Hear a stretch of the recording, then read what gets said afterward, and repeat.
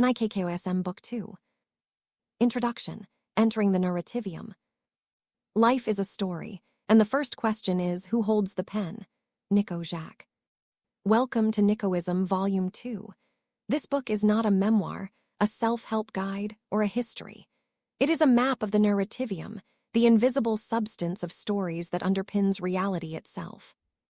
Within these pages, you will encounter principles, parables, and cosmic patterns designed to help the reader see life not as accidental chaos, but as a narrative framework. From authority, myth, and wrestling tropes to sacred numbers, cycles, and archetypes, each chapter uncovers the hidden machinery of experience. Here, the mundane becomes mythical.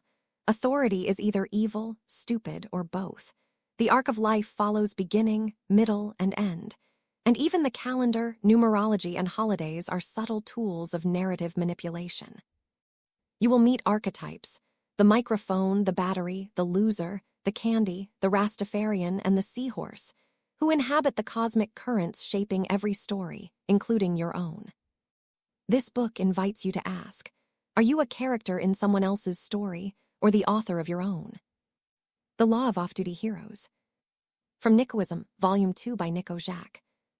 In the grand canon of stories, cinema, literature, myth, authority figures have an image problem.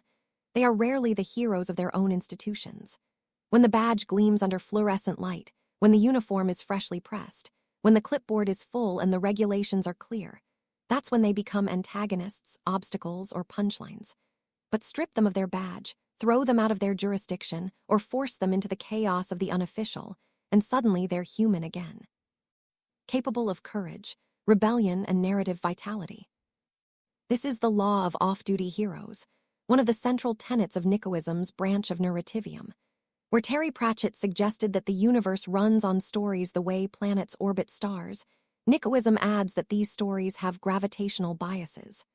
Authority, by nature of its position in the narrative ecosystem, attracts the tropes of incompetence and corruption, unless it is displaced.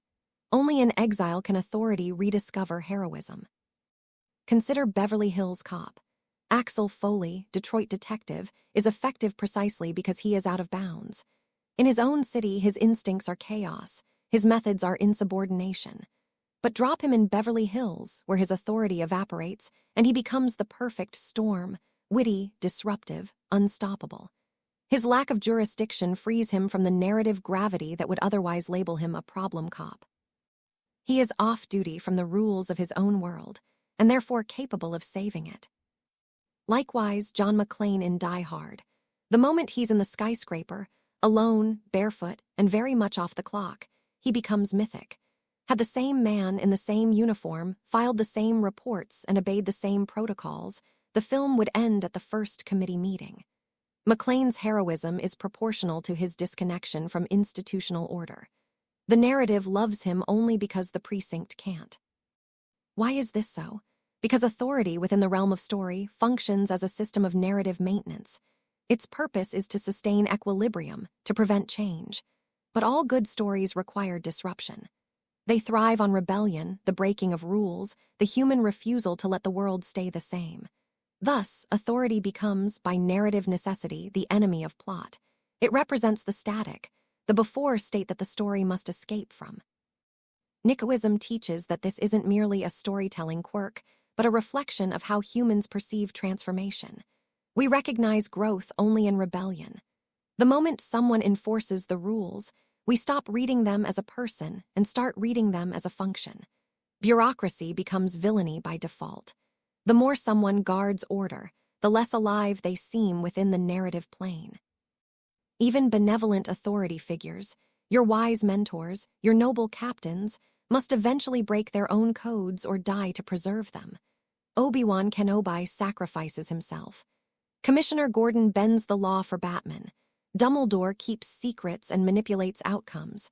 Authority, to serve the narrative, must betray itself. This, too, mirrors real life. In the religion of Nikkoism, the self is both protagonist and author. To be on duty is to be confined by the expectations of your role, your job, your title, your public mask. To be off duty is to re-enter your narrative potential, to act freely, absurdly, with the power of unlicensed humanity. The off-duty moment is sacred. It's when one's story resumes after the pause of performance. Under Nikkoism, then, we don't merely watch Die Hard or Beverly Hills Cop as action comedies. We see them as mythic parables of creative emancipation. They teach us that heroism requires disobedience, and that enlightenment can't be achieved through uniformity. The badge must be pocketed, the clipboard thrown aside, the rulebook soaked in beer and forgotten in the backseat of a taxi. For the Nikkoist practitioner, the lesson is simple. Step out of your jurisdiction. Leave the sanctioned zone of who you are supposed to be. The narrative gods, those invisible agents of narrativium, will reward your disobedience with meaning. Only when you are off duty, from your assigned identity, can your story begin again. And so the scripture concludes, "Blessed are the rule breakers, for theirs is the kingdom of plot." Part II, Divine Bureaucracy. If the law of off-duty heroes governs our stories, it also governs our systems of belief. Religion, politics, philosophy, all are narrative architectures. They exist to provide meaning, but in their maintenance, they often calcify. They become bureaucracies of the spirit, enforcing continuity instead of discovery. This is what Nikkoism calls divine bureaucracy, the point at which the sacred becomes administrative. When faith stops being a story you live and starts being a story you recite, the protagonist dies inside the system. Throughout mythic history, prophets and messiahs tend to appear outside institutional religion, not within it. Moses flees Egypt and climbs a mountain before he can hear God. Jesus wanders into the wilderness before he preaches. Mohammed retreats to a cave. Buddha abandons his palace. Every major revelation occurs off-duty, in the jurisdictional gaps of civilization. The universe, it seems, prefers to speak in places without Wi-Fi or hierarchy. From the lens of Nikkoism, this isn't mystical coincidence, it's narrativic law. Institutions, whether divine or secular, seek to preserve a status quo. They resist the unpredictability that drives story forward. Therefore, a prophet inside the system is not a prophet, he is a clerk. To access new narrative truths, one must step outside the sanctioned story. The same law applies to politics. Great reformers, Mandela, Gandhi, even the fictional President Bartlett, gain their potency not from their offices, but from their exile, imprisonment, or defiance of the machinery they later inhabit. The public doesn't love them in power, it loves them against power. Once they sit behind the desk, their charisma evaporates into committee reports. The narrative collapses into policy. We are programmed to mistrust authority in stories because authority, by design, resists transformation. And transformation is the soul of all narrative meaning. This is why every institution eventually generates its own heretics. The heretic is not the enemy of faith, but its protagonist. Without heresy, belief stagnates. Without rebellion, politics ossifies. Without risk, art dies. So what does Nikkoism prescribe? To be your own heretic. To find where your personal bureaucracy, your habits, your comfort zones, your character role, has turned sacred and static. Then to walk out. Step into the wilderness of your own potential, where rules dissolve and meaning reconfigures itself. The Nikkoist prayer, if there is one, might be this: may I be off duty when the revelation comes. Because the truth, like the best kind of plot twist, only visits those who are willing to step out of the story they're told they belong in. And when it does, it won't knock on the office door. It'll meet you in the street, beer in hand, barefoot on broken glass, ready to make you the hero again. The rule of two, how change forces an ending. Every narrative, like every wrestling match, lives inside its own ring. There are ropes that define the limits of what can happen, a bell that signals when the story has truly begun, and an audience that believes in the illusion enough to feel the pain. But before the bell rings, before the story's official start, the heel attacks. The crowd erupts, the babyface is floored, and injustice becomes the fuel for belief. This, in the doctrine of Nikkoism, is known as the rule of two, the moment a narrative breaks its symmetry to create motion. In wrestling, it's called a jump start. The villain strikes early, creating chaos, unfairness, and instant drama. The hero, blindsided and bruised before the match even starts, now has one task: to keep hope alive. That's all a babyface ever does. Not to win immediately, but to make the audience believe that he can. Through the first act, the heel heat, the babyface absorbs punishment. Every attempt at resistance is crushed. The crowd groans, boos, wills the comeback that never quite arrives. But those failed comebacks are the secret architecture of the story. Each attempt teaches the hero and the audience something about what doesn't work. Hope becomes a process of refinement. Then, at the right moment, after every counter has been countered, every escape reversed, the babyface changes his rhythm. He stops repeating the same fight. He tries something completely different, yet still within the canon of the match. A new hold, a reversal, a leap from the ropes. Suddenly, the ring feels alive again. That's the comeback, the electric shift that makes the crowd explode, the sequence that turns survival into victory. It's also the metaphysical punchline of the rule of two. Making a change forces an ending. Because in any story, as in wrestling, the instant you introduce genuine change born from learned failure, the narrative must resolve. The heel cannot continue dominating once transformation has occurred, because the rules of story require balance to be restored.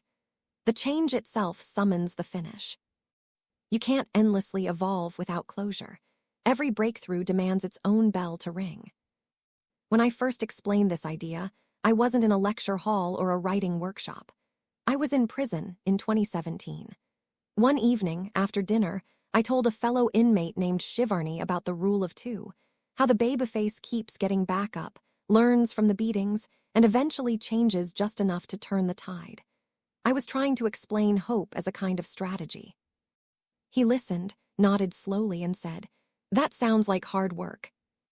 Then he leaned back on his bunk, thought for a moment, and asked, "So by making a change, you can force a finish?" I said, "Yes." He handed me all of his tobacco products, smiled, and was released early the following week. It was the perfect example. His change, whatever it was, forced his story to end. The bell rang. And that's the rule of two. Whether in the ring, in fiction, or in life, you're the babyface.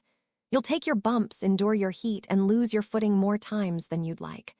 But the moment you truly change, not improvise, not fake it, but alter the core of your approach, you'll hear the bell. The story will have no choice but to conclude. Change is the narrative's way of saying, that's the finish. The rule of three, the test of the temporal. Life, like any good story, obeys a structure. It begins, it unfolds, it ends. There is no escape clause. The denial of this simple narrative law, this rule of three, is the greatest delusion of the modern age. From the view of Nikkoism, this earthly life is a test, not a permanence. It is a temporal narrative, a stage rehearsal for a longer, stranger story waiting offstage. Yet the self-appointed gods of the modern world, the pagan atheists of commerce, politics, and media, insist on a different mythology that we can extend, enhance, and eventually escape the ending altogether. They promise us synthetic eternity through data, surgery, and brand legacy. But they forget the oldest law of narrativium. Every story that refuses to end becomes meaningless. The rule of three divides existence into its essential acts. 1. The beginning, the arrival, the inciting incident, the moment you enter the ring. 2. The middle, the chaos, the challenge, the illusion of permanence. 3. The end, the resolution, the bell, the point where meaning is made visible through finality. To live as though the third act can be avoided is to reject the logic of the cosmos itself. Imagine a novel that never concludes, or a film that refuses to roll credits. The audience would leave long before enlightenment arrived. And yet, many believe they can linger here indefinitely. Nikko ridicules this impulse, not out of cruelty, but out of realism. If everyone lived forever while new generations continued to be born, we would run out of room before running out of vanity. The planet would collapse under the weight of unfinished stories. Life, therefore, must end, for the same reason that songs fade out and wrestling matches reach a finish. The narrative depends on it. Death is not a punishment. It's the punctuation that gives the sentence meaning. This world, then, is not the real one. It's a performance, a work in progress between curtain and curtain. Existence here is no more authentic than professional wrestling is unscripted combat, or hip-hop is the diary of real gangsters, or live concerts are entirely live. The illusion is part of the experience, not proof of authenticity. That's the paradox Nikkoism invites us to accept. Reality is a staged rehearsal for truth. You don't condemn the performance for being artificial, you study the choreography. You watch how the characters respond, how they sell the pain, how they find grace under the spotlight. You learn your lines, you play your part, and when your cue comes, you bow and leave the stage. In Nikkoism, to understand that life is temporal is not to despair, it's to respect the form. The rule of 3 reminds us that endings are not failures, they are fulfillments. The afterlife is not an alternative story, it's the next volume. So live your act fully. Accept the script, improvise with style, and don't be afraid of the bell. Because every story that ends well begins again elsewhere. The Mythmakers, lies to adults. Every civilization runs on stories, but not all stories admit it. Terry Pratchett called them lies to children, the simplified myths we tell young minds to help them make sense of a complicated world. Santa Claus will only visit if you behave. The stork brings bobbies. The planet is flat enough to draw on a chalkboard. These are fictions with training wheels, moral scaffolding disguised as wonder. The Nikkoist interpretation extends that principle further. The lies never stop. They just mature with the audience. As we grow older, the stories evolve into subtler scripts, politics, economics, science, entertainment, all performing the same pedagogical function. The myths are scaled up, their moral lessons hidden behind bureaucracy and branding. The child learns not to make Santa's naughty list. The adult learns not to make the tax office. The pagan rulers of Nikkoism's metaphorical cosmology are not shadowy cabals, but the architects of narrative, those who understand that human beings crave stories more than truth. Governments, corporations, and media empires all wield narrativium like a priest wields incense. To sanctify, to distract, to fill the room with a haze that smells like certainty. Thus, Father Christmas becomes the government. The North Pole becomes head office, and naughty or nice becomes productive or unproductive. We are raised on ritualized reward systems, taught to believe in benevolent overseers who always know best, whether they come in red suits or red ties. The pattern is ancient. Confucius taught social harmony through prescribed roles. Horace embodied divine kingship. Jesus sanctified humility and obedience. Whether or not they existed as historical individuals is less important than the structure they represent. Each is a narrative device designed to guide collective behavior. Their names, their phonetic gravitas, their symbolic repetition across cultures all remind us that religion is storytelling operating at imperial scale. Pratchett's insight was that lies to children are essential, but Nikkoism asks, what happens when no one tells you to stop believing them? That's where the modern myths take over. Progress is inevitable. The market will fix itself. Technology will save us. We cannot change overnight.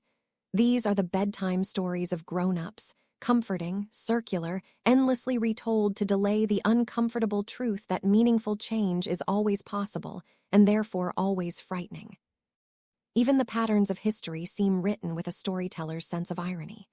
In 2009, swine flu swept the globe in the same year the first Black president entered office, a symbolic coincidence that, to a Nikkoist eye, looks like the universe enjoying a pun.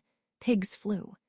Then, 7 years after the much-hyped apocalypse of 2012 came and went, the world locked itself indoors under a new invisible terror. To the faithful reader of Narrativium, this wasn't divine punishment but narrative symmetry, proof that the cosmic author has a sense of rhythm if not mercy. The lesson isn't paranoia, it's literacy. The world is written, not engineered. Every headline, every slogan, every calendar year arranges itself like a plot beat in an epic we didn't consent to star in. The question is not whether we're being told stories, it's whose genre we're living in. Nikkoism teaches that awareness is rebellion. Once you recognize the stagecraft, you stop fearing the magician. You can laugh when the pig takes flight, when the prophecy resets, when the next myth sells you comfort. Because behind every lie to children is a truth to adults. We are narratively programmed creatures, desperate for endings that make sense of beginnings. The trick is to stop mistaking the myth for the map. The real enlightenment, then, isn't escaping the story. It's reading the credits and realizing you wrote half of them yourself. The author within, rewriting the myths. If the world is a story, then most people live as characters. They follow arcs written by others, family, society, economy, fate, and call it destiny. But Nikkoism says this: you are not just a character, you are a co-author. This is the highest initiation of the faith, not worship, not rebellion, but authorship. Once you recognize the narrative nature of existence, you gain the one power denied to most of humanity, the ability to edit. The first rule of editing your life is to understand that the script isn't sacred. Every tradition, every custom, every "that's just how it is" can be rewritten. The human mind, like any good draft, contains paragraphs that no longer serve the story. Cut them, replace them, rearrange the scenes. To the Nikkoist, this act of revision is divine work. It is what separates awareness from obedience, because the same forces that shape myth, the pagan narrators of media, politics, religion, are not villains in the literal sense. They are simply writers protecting their own plots. They depend on your compliance to keep their story consistent. But the moment you begin to write your own, their universe trembles. The method is simple, though never easy. 1. Recognize your script. Who gave you your backstory? What tropes are you trapped in? Are you the tragic hero, the loyal sidekick, the comic relief? Awareness is the first edit. 2. Break the genre. If life has cast you in a drama, introduce comedy. If it's written you as a cynic, speak a line of sincerity. Genre bending is rebellion through tone. 3. Use the rule of 2 and the rule of 3. Change forces endings. Endings create meaning. Structure your transformation. Don't seek eternity, seek completion. 4. Tell the truth through lies. As Pratchett reminded us, stories are tools. Use them. Create metaphors that reveal rather than conceal. Sometimes the fable is the only way the truth can survive. This is not solipsism, it's craft. To rewrite your story is not to invent delusion, but to reclaim authorship from those who have been ghostwriting your life since birth. When you write yourself anew, others will resist.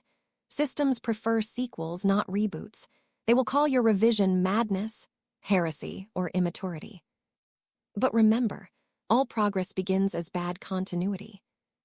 There's an old Nikkoist saying, when the reader wakes, the plot panics. Because the universe, at least the one written in narrativium, thrives on unawareness.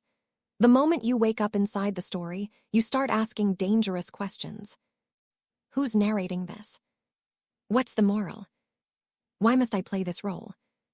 And soon enough, you'll find yourself not just reacting to events, but composing them, deciding your own packing, cutting your own scenes, writing your own dialogue. This is what Nikko called holy authorship, the sacred act of treating your life like literature. It's how you reclaim dignity in a world that keeps trying to cast you as an extra. You don't have to burn the script, just pick up the pen. Because once you start writing, even the gods of narrativium must pause to read what happens next. Self-awareness and the crime of seeing the camera. Authority hates self-awareness. Always has, always will. Because to be self-aware is to realize you're in the show, and that realization ruins the illusion. From the beginning, Nikkoism has warned that authority in any narrative, be it political, social, or familial, is almost always evil, stupid, or both. Evil because it enforces a static order. Stupid because it cannot see the script it's enforcing. It follows rules written by someone else, believing them divine or scientific, never noticing that they were made up to begin with. That blindness is the system's greatest weapon and its greatest weakness. Nikko learned this lesson firsthand. In 2010, after years of creative friction with the world around him, he was sectioned under the Mental Health Act and prescribed daily antipsychotic medication. His mother said she did it to save him from going to prison. Go to prison for what? Nikko asked. Smoking weed and singing. That moment captured the absurdity of institutional logic. It punishes nonconformity, then congratulates itself for preventing punishment. It diagnoses the refusal to play the part as illness, because from the institution's perspective, awareness of the fiction looks like madness. To question the story is to break the fourth wall of society, and that's not allowed. Fast forward to the present. One of the so-called pagan world leaders, those masters of brand and perception, posted on Threads. Don't you just hate people who are not self-aware? This was aimed, apparently, at Nikko, whose online outbursts about disengaged fans had broken the polite narrative of celebrity conduct. But the irony was thick enough to chew. The pagan was using self-aware as an aesthetic, an influencer's buzzword, meaning socially polished, ironically detached, or internet cool. Nikko had to explain what it actually meant. In technical terms, self-awareness comes from narrative theory. It describes a fictional character who knows they're fictional. The Joker, Malcolm from Malcolm in the Middle, Bugs Bunny, and CM Punk when he drops a pipe bomb promo, all of them are self-aware. They look straight at the camera and talk to us, the audience, while everyone else in their world continues pretending the fiction is real. That's the power of self-awareness. It breaks containment. The Joker steps out of Batman's story and into his own movies because he recognizes the script's edges. Bugs Bunny escapes Yosemite Sam's bullets not by fighting harder, but by manipulating the cartoon's logic, literally bending the frame to his will.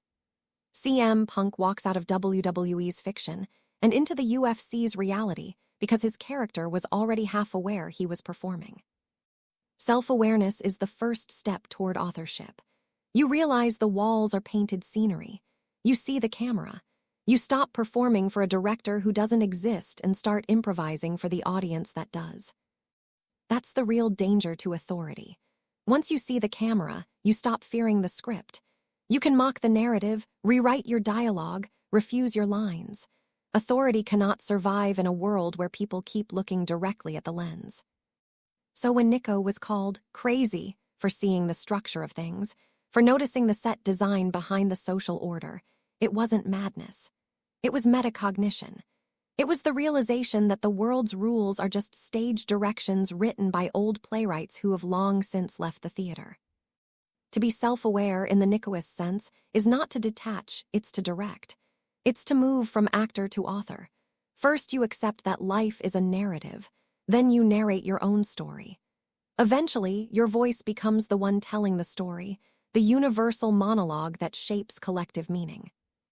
That's why institutions fear awareness, because it's contagious. One person notices the set lights, and soon everyone starts to wonder where the applause is coming from. And that's the ultimate crime in any story ruled by authority, seeing the camera and daring to smile at it.